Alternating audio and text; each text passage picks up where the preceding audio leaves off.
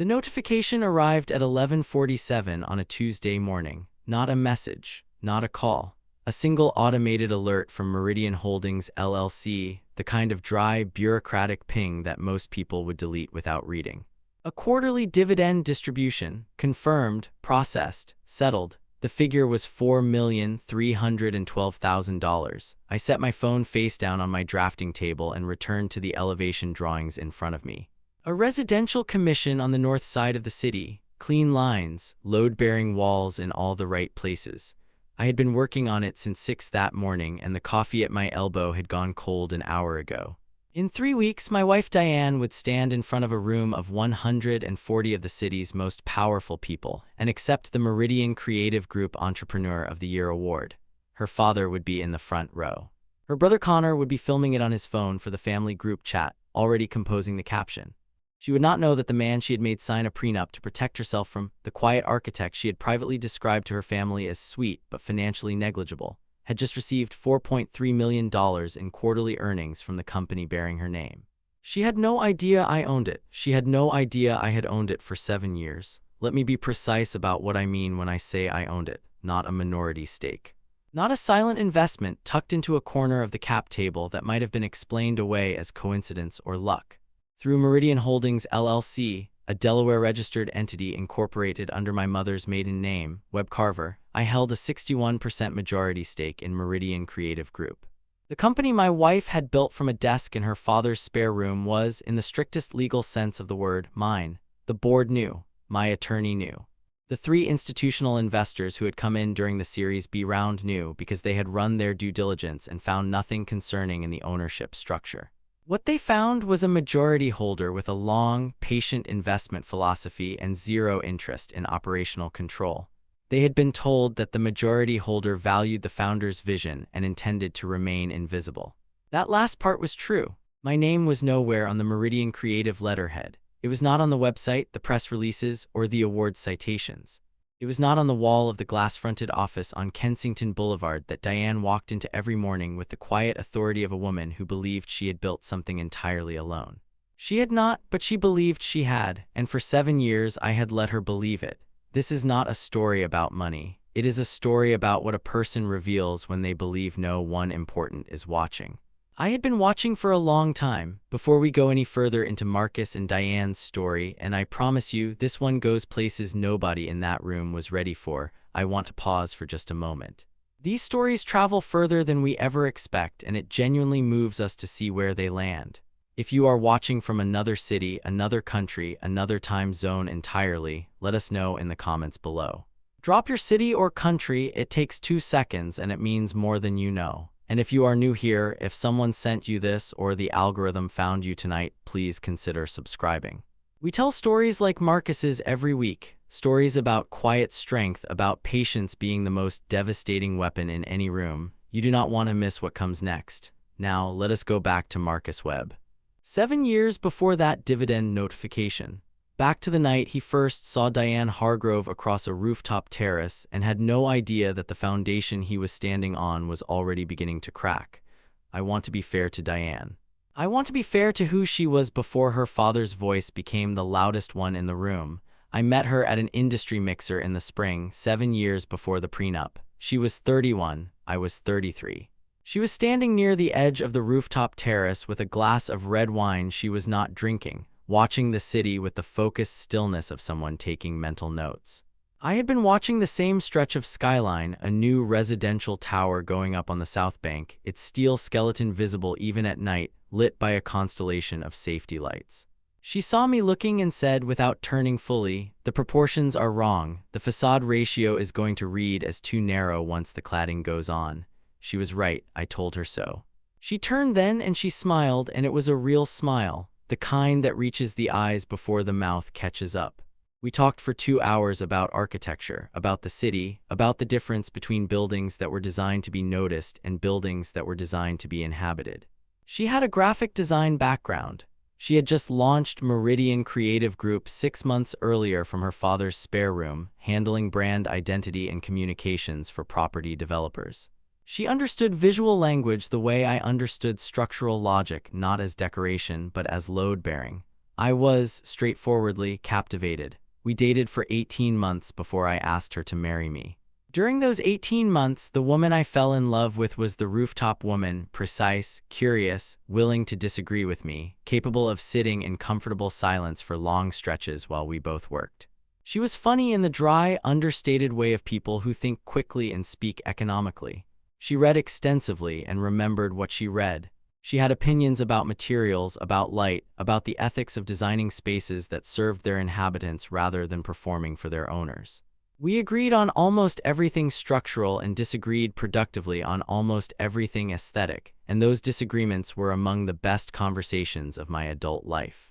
What I did not understand then, what took me 3 years of marriage to fully see, was that Diane Hargrove existed in 2 registers. There was the woman on the rooftop, curious, sharp, genuinely interested in ideas. And there was the woman who went home to Gerald Hargrove's dinner table, where worth was denominated in revenue, visibility, and the specific social currency of being associated with the right names. In Gerald's world, I was not the right name. I was a competent architect with a modest residential practice and a quiet manner. I did not drive the right car. I did not have the right father. I did not announce myself in rooms. Gerald Hargrove had built a property empire from nothing over 30 years, and he wore that empire the way other men wore suits at all times in all company. He had trained his children to read people the way he did. By their surface area, by what they projected, by how much space they took up. I took up very little space. This was not an accident. What Gerald could not see, what none of them could see, was that the quiet man his daughter had married had been doing something private and patient for a very long time. 3 years before I met Diane, I had sold the intellectual property rights to a proprietary structural analysis software I had built during the last year of my doctoral program to a Zurich-based engineering consultancy. The sale figure was $11.4 million. I had not told anyone. I had deposited the proceeds into a holding account, retained Samuel Vance as my attorney, and instructed him to put the money to work quietly. Samuel had found Meridian Creative Group. Not yet Diane's company, it was a different entity then, a struggling mid-size creative consultancy called Meridian Group Limited, bleeding clients and capital and looking for a strategic investor who would not interfere with operations. Samuel structured the acquisition through Webcarver Holdings. We took the 61% stake for $2.1 million. We hired a new CEO to stabilize it. That CEO lasted 8 months before she left for a competitor. The company drifted. I had almost decided to dissolve the stake entirely when Diane came to me 6 months after we started dating and told me she wanted to pivot. She had a vision for a new kind of creative agency. She had 3 anchor clients already lined up. She wanted to buy a struggling mid-size consultancy and rebuild it under a new identity. The consultancy she had found through her own research, through her own commercial instincts, was mine. I need you to sit with that for a moment. She had found it herself. Her vision for what it could become was genuine and hers. The pitch she made to the board, which included my attorney operating under the Webcarver name, was compelling, detailed, and commercially sound. The board approved her as CEO with a 3-year mandate.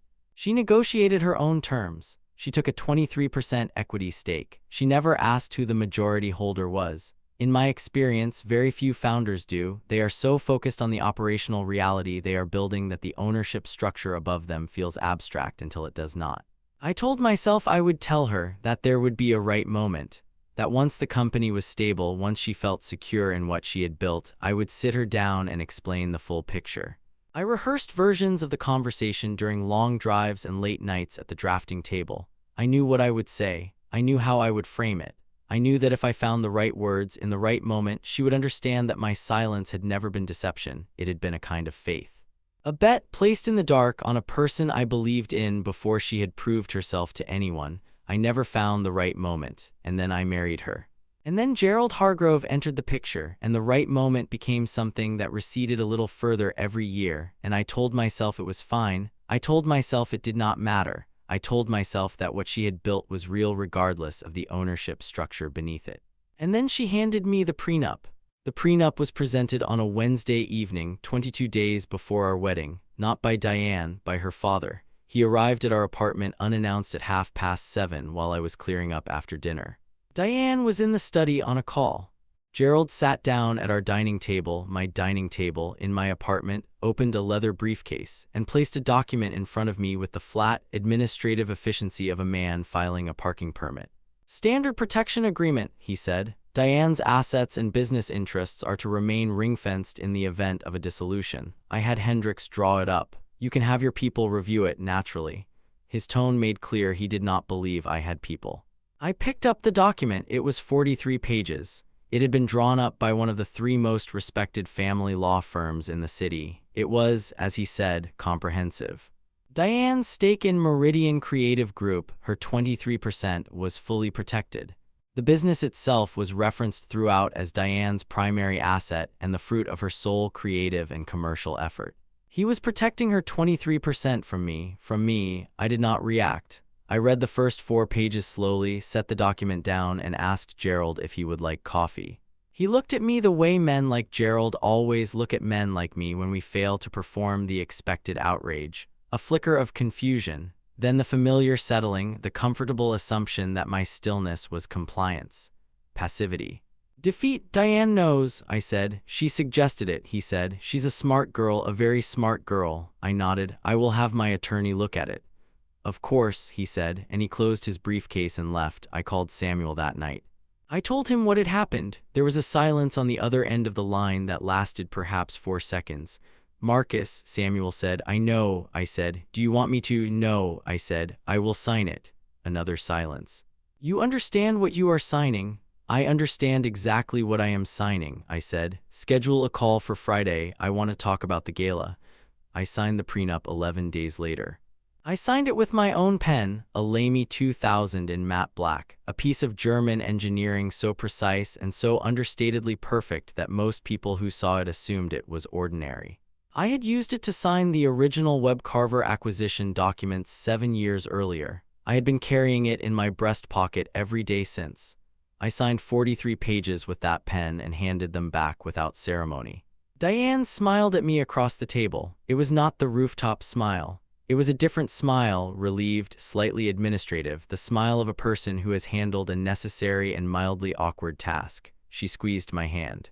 "Thank you for being so reasonable about it," she said. "Of course," I said. That night I lay awake for a long time, and I let myself hear, finally and clearly, what that sentence had told me about us. 3 weeks after we signed, I was home early from a site visit. Diane was in the kitchen on her phone, her back to the hallway. She did not hear me come in. She was laughing. "He signed it without even reading it properly," she said. "Dad was right. He is sweet, but he has no idea how business works." A pause, Connor's voice thin through the speaker. "He is a good guy," she said. He is not a businessman. He designs nice houses. That is fine." "That is enough." I stood in the hallway for a long time after she hung up. The pain did not announce itself with drama. It arrived quietly, the way structural failure arrives, not in a single catastrophic collapse, but in the slow and invisible accumulation of stress in a load-bearing wall until the day it simply gives way. I went back to the front door and closed it again, loudly this time. "Marcus," she called from the kitchen. "It's me," I said. "I am home." What followed was not a single confrontation. It was an education. I want to describe it carefully because I do not want to misrepresent Diane Hargrove. She was not a monster. She was not cruel in the calculating, theatrical way of people who enjoy causing pain. What she was, what I came to understand over the 14 months between the signing of the prenup and the night of the gala, was someone who had so thoroughly absorbed her father's value system that she could no longer see where it ended and she began. In Gerald Hargrove's taxonomy of the world, men were categorized by one variable, what they produced. Diane had married a man who produced beautiful, quiet, intelligent things. In Gerald's taxonomy, that scored modestly. And so, without ever making a conscious decision to do so, Diane had begun, slowly, privately, in small doses, to agree with her father. I catalogued the moments, not obsessively, but with the methodical attention of a man trained to identify where a structure begins to fail. 6 weeks after the prenup. A dinner with 2 of Diane's anchor clients, the property developer Ashworth and his wife, and a brand strategist named Claire whose firm had recently merged with Meridian. I was asked across the table what I was working on. I described a residential commission I had recently won, a heritage renovation in the East Quarter, complex structural challenges, a building with genuine historical significance. I was midway through explaining the load-bearing complications when Diane put her hand on my arm and said, with a light, performative warmth, "Marcus is being modest, it is a lovely little project." And she redirected the conversation to Meridian's latest campaign. A lovely little project. I did not react. I smiled at Ashworth and refilled his wine. Later that night, I wrote the phrase down in a small leather notebook I kept in my desk drawer, not as an act of grudge, as an act of precision. I was an architect. I believed in documentation. A family dinner at Gerald's house 8 weeks after the first. There were 9 people at the table: Gerald and his wife Margaret, Connor and his girlfriend Phoebe, Diane and I, and 2 of Gerald's business associates visiting from Edinburgh. Gerald was in theatrical form, holding court, dispensing opinions about the property market with the authority of a man who had never been wrong in his own presence. At some point, the conversation turned to investments. One of the Edinburgh men asked Connor what he was involved in, and Connor launched into a cheerful account of a development project he was managing for Gerald's firm. He was asked about revenue projections and gave a figure of $3.2 million over 18 months. He said it with the casual authority of a man borrowing his father's credentials. Then Gerald, with the precision timing of a man who understood the theatrical value of the pivot, turned to me. "And Marcus, what are you working on that is exciting?" The table turned. 8 faces. "A few residential commissions," I said. "A heritage renovation in the East Quarter, some commercial work." Gerald nodded with the particular nod of a man performing interest while conveying its absence. "Steady," he said, "that is good." "Steady is good," and he turned back to the Edinburgh men and resumed the conversation. Steady, that was the word he used, the way a man might describe a reliable garden tool. I wrote that one down too. A Sunday morning, 3 months after the wedding. I was at my drafting table when Diane came through on her way to a brunch with her colleagues. She was dressed impeccably. This was always true. She had genuine aesthetic intelligence, and she paused by the table and looked at what I was working on. "Is that the East Quarter project?" she asked. "Yes," I said. She tilted her head. "When does that finish?" "Probably February," I said. "It is a complicated remediation." She nodded. And then she said, with a complete and total absence of malice, which was somehow the worst version of it, "You should think about going after some bigger commercial work, Marcus. You have the talent for it. You just need to be more," she searched for the word, "ambitious." I looked at her. She kissed me on the top of the head and left. I sat for a long time at the drafting table after I heard the front door close. I thought about the $4.3 million quarterly dividend that had arrived 3 weeks earlier. I thought about the $11.4 million software sale that had funded it all. I thought about the board meeting I had attended remotely 6 days ago, under the Webcarver name, as I always did, at which Meridian Creative Group's CEO had presented a growth strategy that I had quietly shaped and approved. I thought, she thinks I lack ambition. I opened the leather notebook. I wrote it down, the family group chat. I had been added to it after the wedding, a courtesy inclusion rather than a genuine one. Connor managed it with the energy of a man who had found, in the smartphone, his ideal medium. The chat was called HARGROVE Family and FRINDS and was used primarily for forwarding articles about property prices, arranging dinners, and Connor's running commentary on the world at large. 4 months into the marriage, on a rainy Thursday afternoon, Connor sent a message to the group, all 15 members, myself included, that read, "Dad said he might have a logistics coordinator role coming up at Hargrove Developments. Pays decent for entry-level, just tagging you in case you want something more stable, Marcus." 3 people reacted with a laughing emoji before Diane replied, "Connor, stop." She did not call him. She did not address it privately. She sent the laughing emoji and moved on. I screenshotted the message. I did not reply to it. A conference Diane attended 6 months into the marriage, an invitation-only gathering of creative industry founders held at a coastal retreat about 2 hours from the city. She had been asked to speak on a panel about scaling a service business. She mentioned it casually on a Monday evening, the way she might mention a grocery delivery. I said I thought it sounded like an important opportunity. She said yes briefly and moved on. I found out 3 weeks later from a photograph posted by one of the conference organizers that she had been introduced on stage as the founder and sole architect of one of the city's fastest-growing creative consultancies. I read that caption twice. I thought about the $2.1 million that had made the consultancy possible. I thought about the board resolution I had signed through Samuel the month before that conference, approving the capital allocation that had funded the team expansion she had discussed in her panel. I closed the app. I picked up my pen. I wrote it down, the one that settled everything. It was a Saturday evening in October, 5 months before the gala.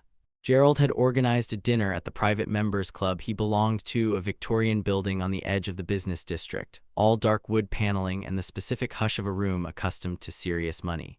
The occasion was ostensibly to celebrate Diane's latest revenue milestone. Meridian Creative Group had just crossed $8 million in annual revenue. Gerald had arranged the dinner himself. He had invited his 2 oldest business partners, their wives, Connor and Phoebe, and Diane and me. It was, to be precise, a celebration of a company I owned. Gerald made a speech. He was a skilled speaker in the way that men who have spent decades commanding rooms become skilled, not subtle, but effective. He talked about Diane's vision, her drive, her commercial courage. He talked about the Hargrove family's tradition of building things that lasted. He made a toast.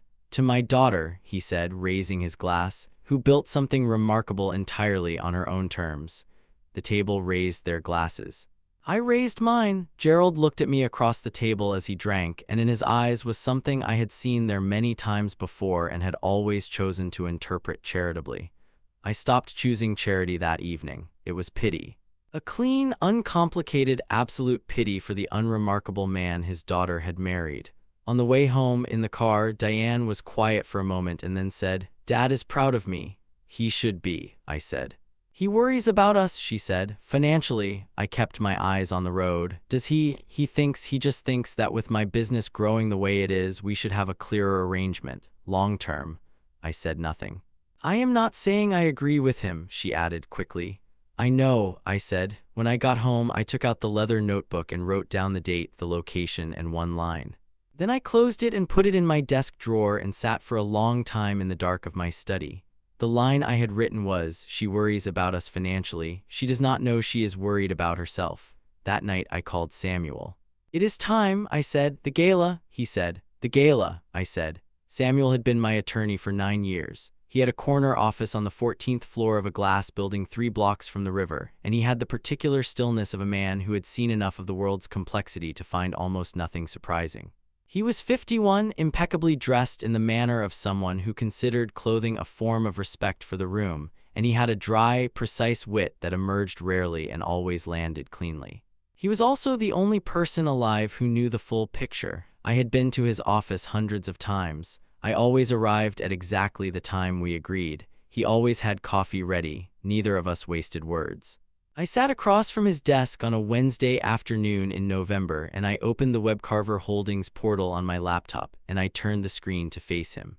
Not because he needed to see it, he knew every number on that screen, but because I needed to see it myself, to sit with it, to let the architecture of what I had built occupy the room fully, without apology, for the first time in 7 years. The Webcarver Holdings dashboard was not designed to impress. It was designed for clarity. A clean gray interface, transaction records, dividend distributions, board resolutions, asset valuations. At the top, in small clean numerals, total portfolio value $41,200,000, $41.2 million. The software sale, 7 years of reinvestment. The Meridian stake now valued at $31.8 million on the basis of the latest independent assessment. 3 smaller positions in tech-adjacent real estate. A bond ladder Samuel had built for liquidity. None of it visible, all of it documented, every cent traceable, taxed, and clean.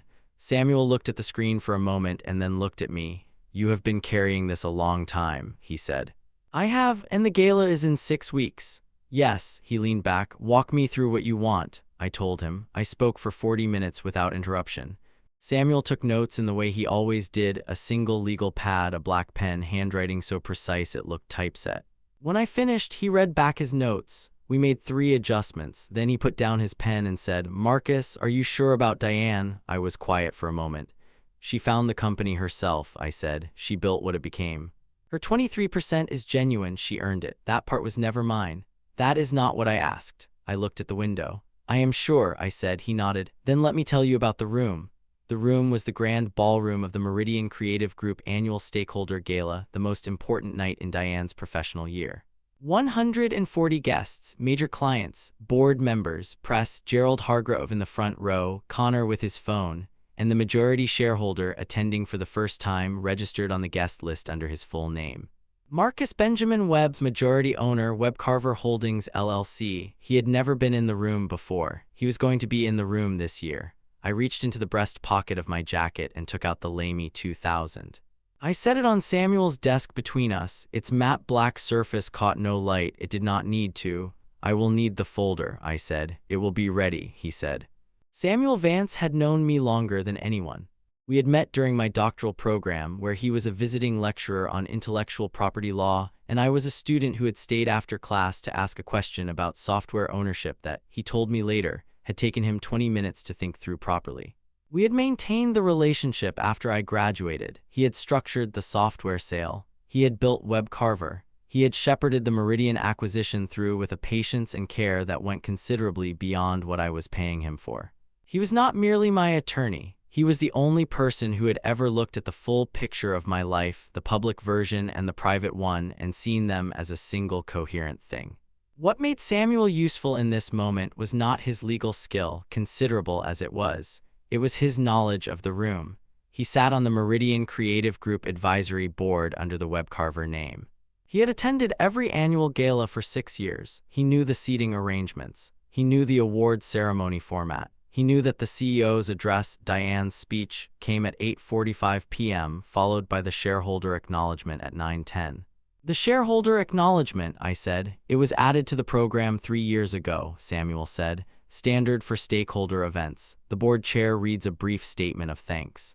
This year, the board chair is Patricia Holt. Does Patricia know? She will by Friday. Patricia Holt was a 56-year-old former investment banker who had joined the Meridian board 18 months earlier. She was rigorous, discreet, and had a particular talent for remaining calm in rooms where other people were not. Samuel had briefed her on the Webcarver structure 2 weeks after she joined the board. She had asked 4 questions, received 4 answers, and said, "I see, and the majority holder's preference is continued non-involvement." For the moment, Samuel had told her. For the moment, she had repeated, and she had filed it away. When Samuel called her in November and told her the majority holder would be attending the gala and outlined what he intended, she was quiet for several seconds. "I will need the documentation," she said. "I will have it on your desk by Thursday," Samuel said. "And he is certain about the format?" "He has been certain for 14 months, Samuel said. Another pause. "All right," she said. "I will prepare my remarks." Samuel reported this to me on a Friday morning. He used one of his signature dry understatements, the kind that only emerged when he found a situation almost aesthetically satisfying. "Patricia," he said, "is looking forward to the evening." I smiled for the first time in a long time. 6 weeks is enough time to build something that cannot be undone. I did not rush it. I did not tell Diane I had registered as a guest. The gala invitation had been sent to all shareholders through the formal corporate channel, a mailing to registered addresses, which in the case of Webcarver Holdings was Samuel's office address. I RSVP'd through that channel. My name would appear on the official guest list, as it appeared on every official document connected to Meridian Creative Group, precisely, legally, and in a position that anyone who looked carefully enough could have found at any time in the past 7 years. No one had ever looked carefully enough. I told Diane 3 weeks before the event that I would be attending. "Of course," she said, distracted by her laptop, "you can sit with the spouse's table near the back." "I think I will be at the main table this year," I said. She looked up. "The main table is reserved for board members and major stakeholders." "Yes," I said. She frowned slightly. "Did you request a seat change through the office?" "It was assigned," I said. She studied me for a moment with the look of a woman trying to locate a discrepancy in a set of accounts. Then her phone buzzed and she looked away. "I will sort it out," she said. "Do not worry about it," I said. The folder that Samuel prepared was a masterpiece of economy. A single document, 12 pages, printed on heavy stock, bound with a plain dark cover. The first page was the Webcarver Holdings Certificate of Incorporation. The second was the original Meridian Acquisition Agreement. The 3rd through 9th were the annual board resolutions, signed by Samuel as proxy for each of the past 7 years. The 10th was the most recent independent valuation. The 11th was the dividend distribution record. The 12th page was a single letter. It was addressed to Diane Webb, CEO, Meridian Creative Group. It was dated the evening of the gala. It began, "Dear Diane, I am writing to formally introduce myself as the majority shareholder of the company you have spent 7 years building. I want you to know, before anything else, that what you built is yours. The vision, the clients, the culture, the reputation, you made all of that. I want you to know that because it is the most important truth in this document. I had written the letter 7 times before I found the version I was willing to put my name to." Samuel reviewed the folder on a Monday morning 2 weeks before the gala. He read it without speaking, turning each page with the deliberate care he gave to every document that mattered. When he finished, he closed it and placed it on his desk. "This is clean," he said. "Yes," I said. "Are you ready?" I reached into my breast pocket. The Lamy 2000 was there, cool and smooth against my fingers, exactly as it had been for 7 years. I had carried it to every board meeting I had attended remotely, every document I had signed, every moment I had needed to remember what I had built and why. "Yes," I said, "I am ready." The gala was a Saturday. The Hargrove family would all be there. Gerald had reserved 4 seats in the second row. Connor had already posted about it on Instagram. I had reserved 1 seat at the main table between Samuel Vance and Patricia Holt. Everything was in place. The blueprint was exact. All that remained was to walk into the room. The venue was the grand ballroom of the Meridian Creative Group annual stakeholder gala, held for the 5th consecutive year at the Clarendon Club, a converted banking hall on Albemarle Street, whose original limestone columns and 30-foot ceilings gave it the specific gravity of a room accustomed to decisions that mattered. I arrived at 7:03 p.m. I wore a dark navy suit I had owned for 4 years, Italian-made, wool and silk, understated and precise, the kind of suit that announces nothing in the first moment and reveals everything in the second. No tie, a white shirt open at the collar, the Lamy 2000 in my breast pocket. The room was arranged as I had expected. Circular tables covered in white linen, centerpieces of dark foliage, the room lit in a warm amber that made everyone look more powerful than they felt. A stage at the far end, draped in Meridian's brand color, a deep teal, with a podium and a screen already cycling through branded visuals. The guest list check-in was manned by 2 young women with iPads. One of them found my name and smiled with the easy, professional warmth of someone whose job is to be invisible. "Mr. Webb, table 1, sir, between Mr. Vance and Dr. Holt." I thanked her and walked into the room. Table 1 was at the front, directly facing the stage. It seated 8, the 4 board members, Samuel, Patricia, and 2 institutional investors. My seat was the center one on the left side of the table, facing the room. As I crossed toward it, I saw Gerald Hargrove. He was at table 2, holding a glass of champagne and speaking to one of his Edinburgh friends, the same men from the dinner, in the same suits, with the same expressions of comfortable authority. Connor was beside him, phone already out, already composing something. Phoebe was beside Connor, elegant and pleasant in the way of a woman who has learned to be invisible at these events. Margaret Hargrove was speaking to another woman nearby, animated and warm. Gerald looked up as I passed. He saw me. He took in the table I was walking toward. His expression moved through several stages very quickly, recognition, confusion, a brief recalibration, before settling on the explanation that cost him the least. That there had been some administrative error, some mix-up in the seating that the quiet architect had failed to correct because he lacked the social awareness to understand it. He raised his glass slightly, a condescending half-toast. I nodded and sat down. Samuel arrived at 7:15 p.m. exactly. He set the folder on the table in front of his seat, greeted Patricia Holt, and sat beside me. He did not make a scene of it. "How are you feeling?" he said quietly. "Fine," I said. "You look fine," he said. "That is important."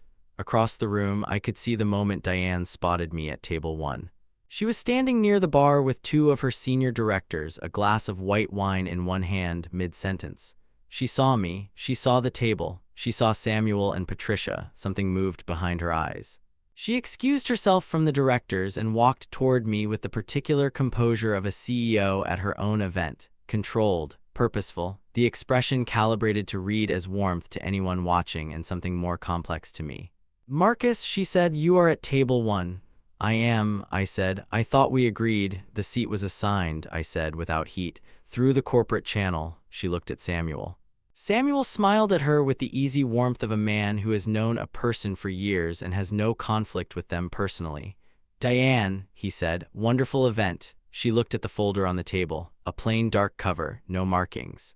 "What is that?" she said. "Just materials for the evening," Samuel said. Diane looked at me for a long moment. I met her eyes and held them without expression. "We will talk after," she said. "Yes," I said. "We will." She walked back toward her directors. I watched her go. I thought about the rooftop terrace 7 years ago and the woman who had looked at an unfinished building and known, without prompting, that the proportions were wrong. She had been right then. She had been right about so many things. I took the Lamy 2000 from my pocket and placed it on the table beside my water glass. I left it there for the rest of the evening. The program ran precisely. Diane's speech was at 8:45. She was a skilled speaker. The years of pitching to clients had given her a command of the room that was genuine and earned. She spoke about Meridian's growth, about the team, about what it meant to build something from nothing. She was gracious and specific and warm. The room responded with the quiet, concentrated attention of people who had invested real things in the story she was telling. I watched her the entire time. When she sat down, the applause was sustained and real. At 9:07, Patricia Holt walked to the podium for the shareholder acknowledgement. She was a compact woman with silver hair and the particular stillness of someone who had chaired enough high-stakes rooms to find this one merely interesting.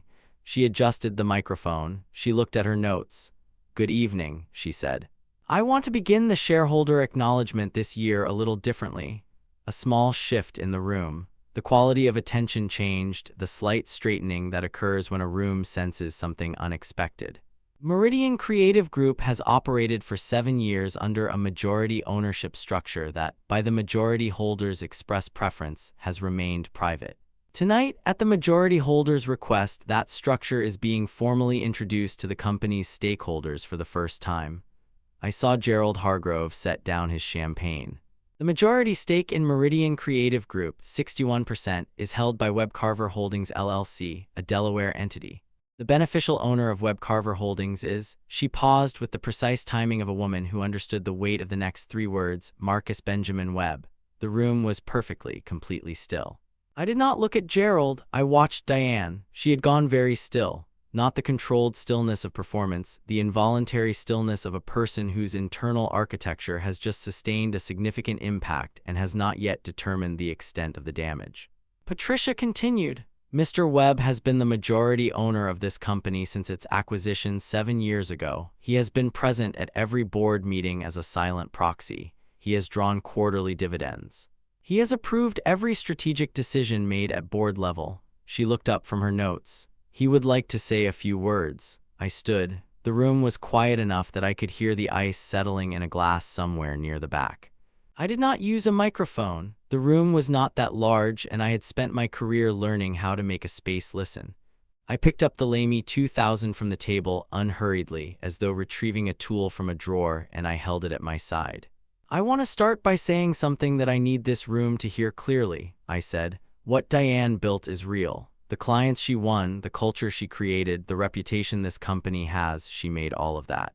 I provided the structure, she built the building. Those are not the same thing, and I do not want anyone in this room to confuse them." A murmur moved through the tables. I waited for it to settle. "But I want to address something more specific tonight. 3 months ago, I signed a prenuptial agreement. It was presented to me by my father-in-law as a protection of Diane's assets and business interests.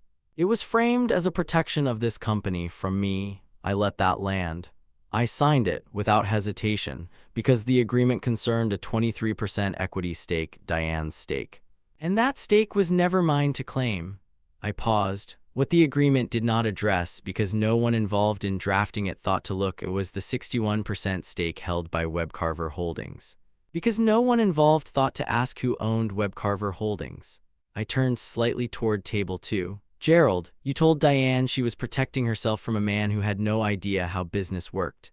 I said it without heat, without drama, in the clean declarative tone of a man reading back a set of accounts. "I wrote that down. I write things down. It is a professional habit." Gerald Hargrove's face had moved through its full sequence and arrived somewhere very still. "She signed a contract designed by your firm to protect her 23% stake in a company that I own. Your attorneys, Gerald, who I am told are very good attorneys, spent 43 pages protecting her from a man who already owned the majority of her most valuable asset. That is not his fault, and it is not her fault. It is the fault of a set of assumptions about what a quiet man is capable of. I opened the folder. I took out the first document, the web carver certificate of incorporation, and I walked it to Patricia Holt at the podium. She placed it on the display stand. The acquisition agreement. Samuel handed me the second page. I did this slowly, each document separately. The acquisition agreement, the 7 years of board resolutions, the valuation report. The dividend history, quarterly distributions for 7 years, each one processed cleanly and without event, into an account that bore my name and no one else's. With each document, I saw the color change in the room. Not the audience, they were riveted still, doing the mathematics. The people I was watching were the three who mattered. Gerald Hargrove, who had built an empire by understanding leverage and who was now sitting very quietly at a table watching a man he had categorized as negligible demonstrate with 7 years of patient documentation that the categorization had been catastrophically wrong. Connor Hargrove, who had sent a message to 15 people suggesting I might like an entry-level logistics role and who now had his phone face down on the table and had not moved it. And Diane, who had not moved. Who was sitting at the front of the room she had spent 7 years building, in the seat of a woman who had built it alone, and who was understanding. I could see it happening, the specific quality of stillness that comes with comprehension, that the ground beneath the building had always had someone else's name on it. I returned to my place for the last part. I did not need to raise my voice. I am not here to take anything from anyone, I said. I am here because the time for privacy has ended. Diane.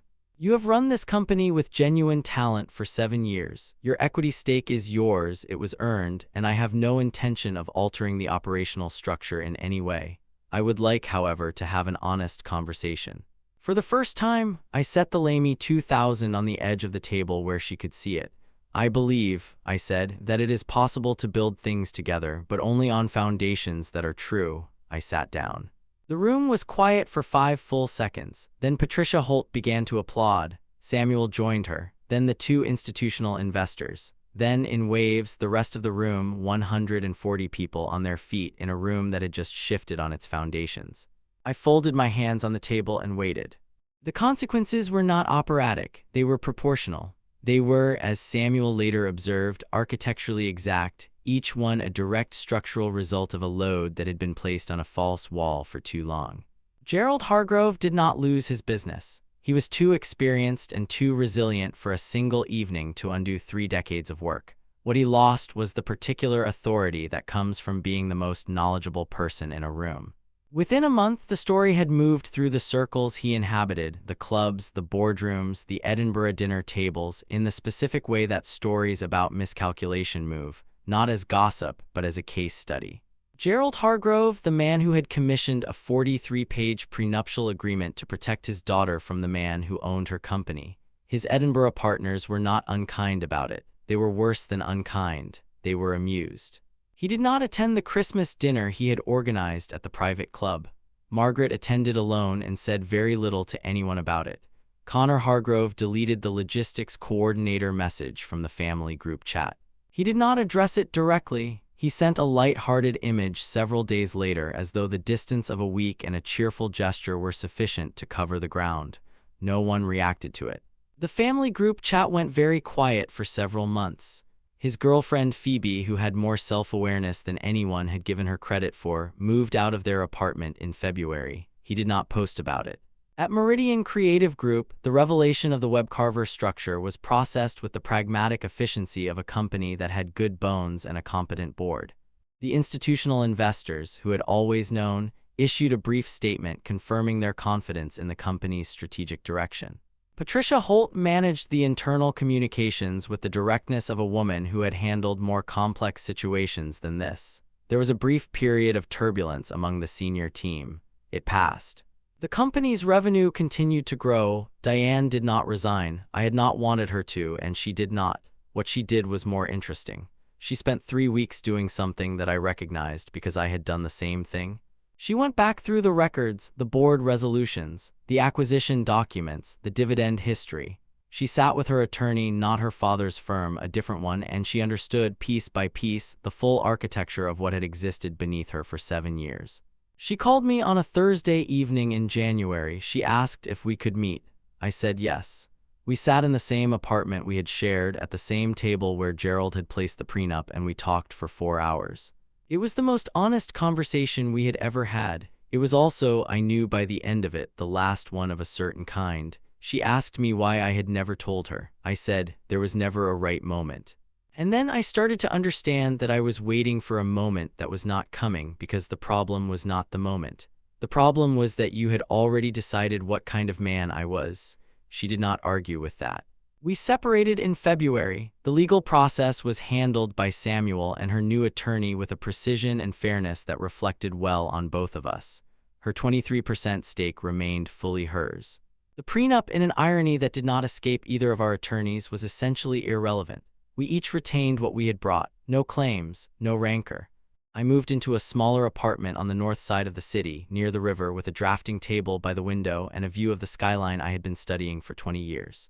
The East Quarter Heritage renovation was completed in March. It was, if I am permitted to say so, one of the finest things I have ever built. The letter arrived on a Tuesday morning in April. Not a text, not an email. A white envelope addressed in handwriting I recognized, posted from the city. I made coffee before I opened it. I stood at the kitchen counter and I read it twice. Dear Marcus, I am not writing to ask for anything or to reopen anything that has been closed. I want you to know that I went back through the board records last month, all of them, 7 years of them, and I found the notes from the acquisitions meeting where the original CEO pitch was reviewed. The proxy notes say, Founder demonstrates exceptional commercial instinct and architectural vision for the brand. Recommend full operational mandate with minimal oversight. This one will build something real. You wrote that. I know you wrote that because Samuel told me when I asked him directly. I spent a long time being angry about all of it, and then I spent a longer time being honest with myself. You saw what I could do before I had done any of it. You put real money behind that belief when no one was watching. You never took credit, and you never interfered, and you never used what you knew as leverage. Not once. Not even when you had every reason to. I did not see you clearly. That is not something I can fix, but it is something I needed to say. I hope the river apartment has good light. I hope you are building something that matters. D. I set the letter on the counter. I did not reply. I did not delete it. I folded it along its original creases and placed it in the desk drawer beside the leather notebook, beside the pen.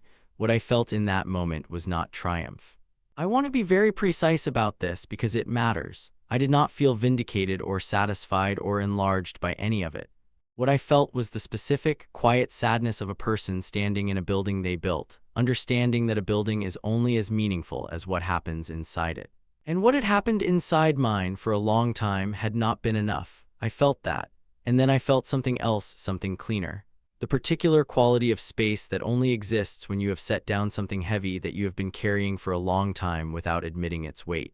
I picked up the Lamy 2000. I sat at the drafting table. I began working on the next thing. Here is what I have come to understand. A foundation is not a passive thing. It does not simply sit beneath a structure and wait to be tested. It is an active commitment, a choice made in the earliest stages of building about what the whole thing is worth and what it can hold. A foundation built on incomplete truth is not a foundation. It is a delay. The collapse it postpones is always larger than the one it was designed to avoid. Diane Hargrove built something real. She was capable of remarkable things. The failure between them was not one of talent or ambition or intelligence. It was a failure of foundation, his as much as hers. He chose invisibility when he should have chosen honesty. He told himself he was protecting her independence. What he was actually doing was protecting himself from a conversation he was not ready to have. That matters. It matters as much as anything else in this story. What he knows now, what 7 years of silence and one public evening taught him, is that the structures we build with other people are only as strong as the truest thing we are willing to say about ourselves within them. Impress no one with the height of your walls if the ground beneath them is not real. Build on truth, build slowly. Build things that will still be standing when no one is watching. That is the only kind of building worth doing. So here is what I want to ask you. Leave it in the comments because these conversations matter more than you might think. If you had been in Marcus's position, if you had carried that knowledge for 7 years, watching the distance between who you were and who they believed you to be grow wider with every dinner and every dismissal, would you have spoken sooner? Or is there something to be said for the patience of a man who waited until the truth could not be misunderstood? There is no clean answer. I have been thinking about it since I first heard this story, and I have not stopped. If this one stayed with you, if it touched something you have been sitting with yourself, please give it a like and subscribe to the channel. We find these stories because you help us reach them. Every comment, every share, every new subscriber makes it possible. Thank you for being here tonight. It means everything.